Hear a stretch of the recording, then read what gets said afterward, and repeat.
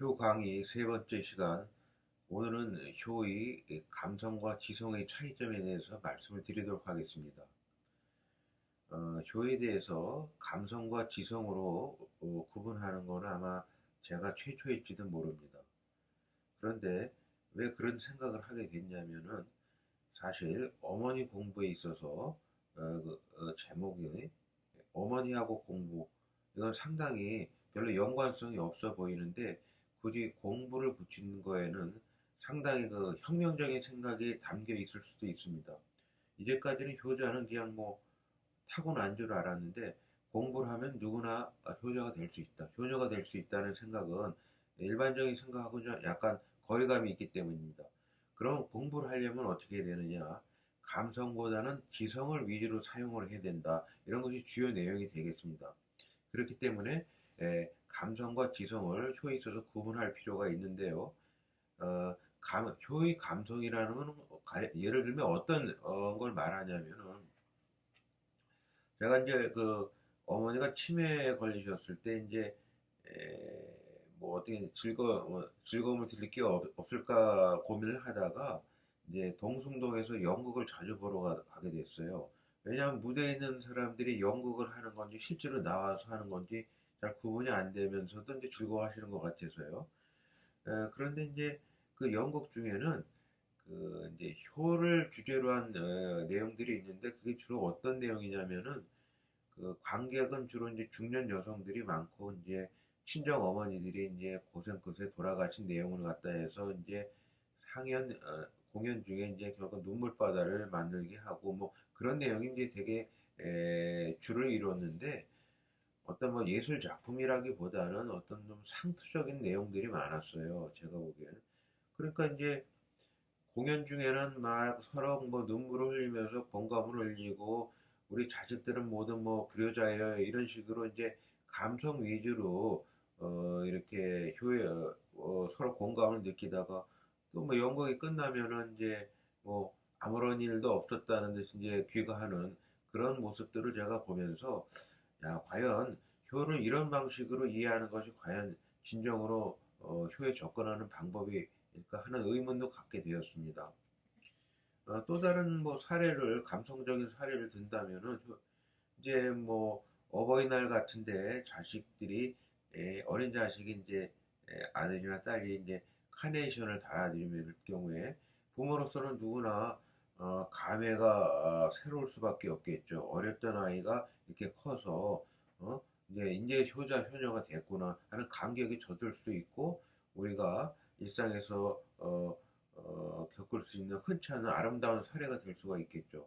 그러나 효 공부의 관점에서는 그런 것은 말하자면 요즘 그 젊은이들 용어로 보면 뇌피셜이라고 할 수가 있어요.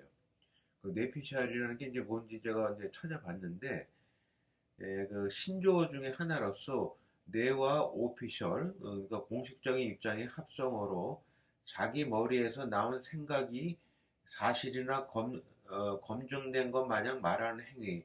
그러니까 즉 뇌에서만 공식적인 생각이라는 게 뇌피셜입니다. 그러니까 카네이션 이렇게 달아드렸다고 다 효녀라고 생각하는 거는 자기 머릿속에 있을 만의 환상이라는 거죠. 그런 식으로 이제 감성적으로 접근을 한다면은 효자 효녀가 아닌 사람이 없을 겁니다. 자, 그러면 저희 집 같은 경우는 어떻게 이제 감성과 지성의 차이점이 구분될 수 있냐면은 이제 저희 어머니 같은 경우는 이제 외갓집에서 여러 형제 자매 중에서 거의 유일한 그 효녀라고 할 수가 있는데 제가 봤을 때는 그 차이점이 무엇인가?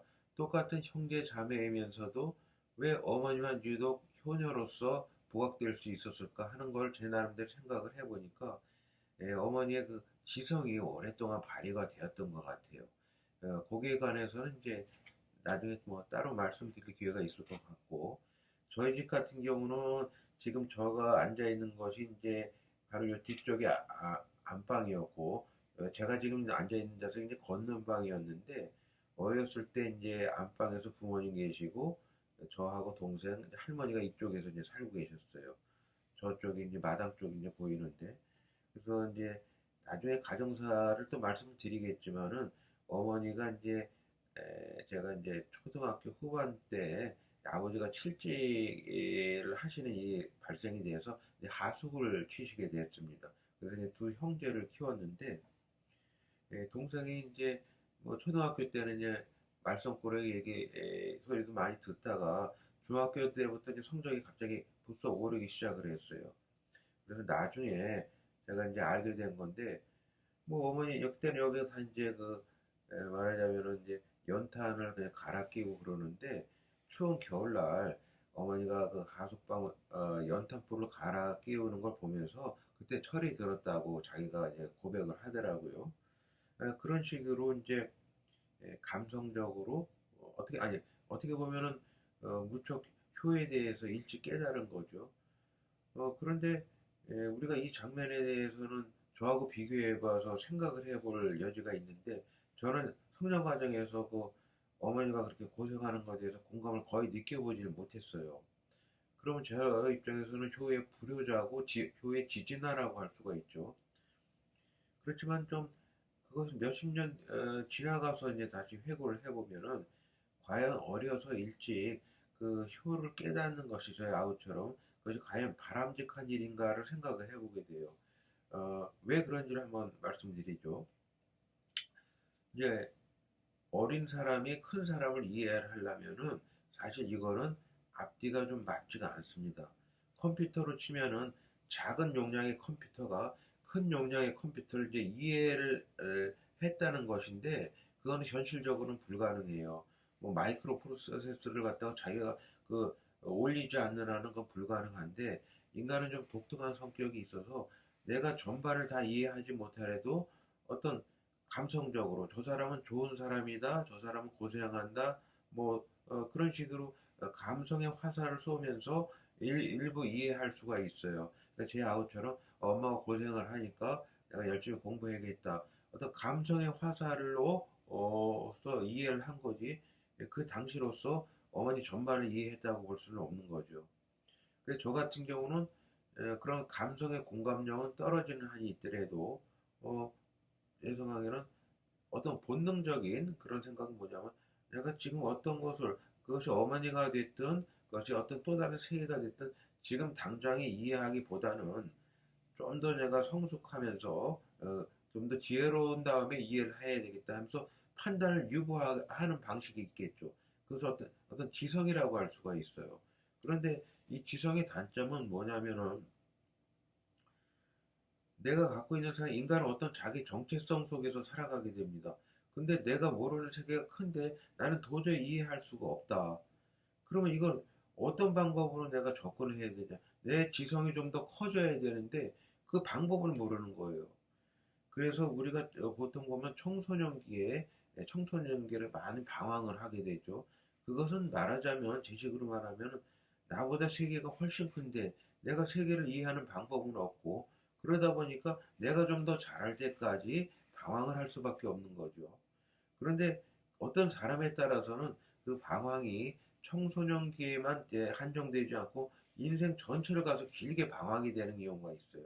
그런 경우를 자기가 잘 활용을 할 경우는 학자가 될 수가 있고 철학자가 될 수도 있고 그런 것인데 저 같은 경우는 좀 길게 봤을 때는 그것을 효를 제 나름대로 깨달아가면서 인생의 의미를 알아가는 과정이 아니었냐.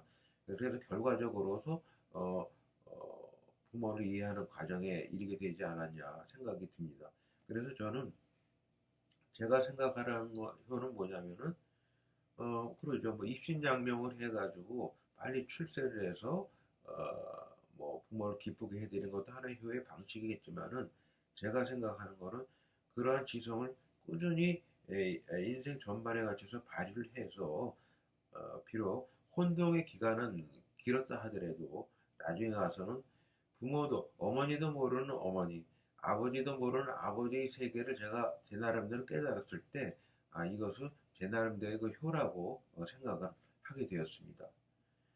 그러니까 우리가 일상적으로 쉽게 생각하는 감성적인 효와 달리 제가 나름대로 효에 대한 공부형 과정이라는 것은 그런 지성을 계속적으로 발휘하는 방법, 비록 인생은 어느 정도 방황은 불가피했지만 그런 방식을 통해서 나름대로 깨달았다가는 과정이 있기 때문에 그런 위주로 이제 설명을 하다 보니까 후에 감성과 지성 이렇게 분리할 수밖에 없게 된 것 같습니다.